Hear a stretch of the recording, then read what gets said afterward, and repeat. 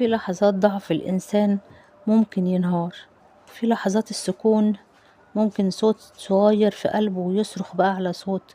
أوقات بيبقى الفارق بين الحياة والموت مجرد مكالمة واحدة. ازيكم حبايب، عاملين ايه؟ يا رب تكونوا بخير. معاكم جدة ملك، والنهاردة هنحكي حكاية ندى، بنت في العشرينات كانت بتحس طول الوقت إنها وحيدة. الناس حواليها بس مفيش حد حاسس بيها، بتضحك قدام الكل لكن جواها حزن كبير محدش شايفه. حاولت كتير تخرج من الدوامة لكن جواها حزن ما بيخلص، والدوامة ما بتنتهيش. لكن كل مرة كانت بتتسحب تاني للغرق.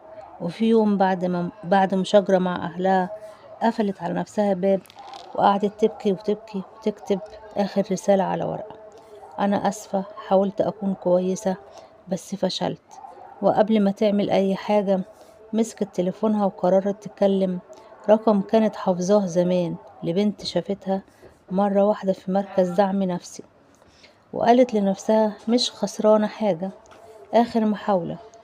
رن التليفون وردت هالة. أول كلمة قالتها بصوتها الدافئ: ندى، انت كويسة؟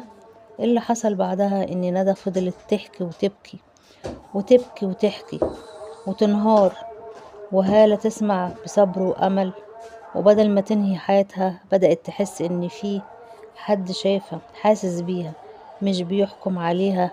النهاردة ندى بقت متطوعة ترد على مكالمات البنات اللي بيمروا بنفس اللي مرت بيه، وتقول أنا اتولدت من جديد يوم ما حد سمعني بجد.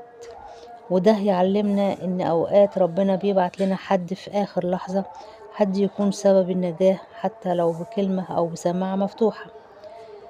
ولو وصلتوا لحد هنا يبقى الحكاية عجباكم، قولوا لي رأيكم في التعليقات، وفضلا وليس أمر اشتركوا في القناة وفعلوا الجرس ودوسوا لايك، وكومنت جميل منكم يفرحني فيه الصلاة على الرسول. وفي النهاية لو حسيت انك وحدك اعرفي ان في حد بيحبك وان في نور في آخر النفق، بس لازم تمدي ايدك لحد يسمعك، لان مجرد مكالمة ممكن تنقذ حياة. وسلام يا حبايبي.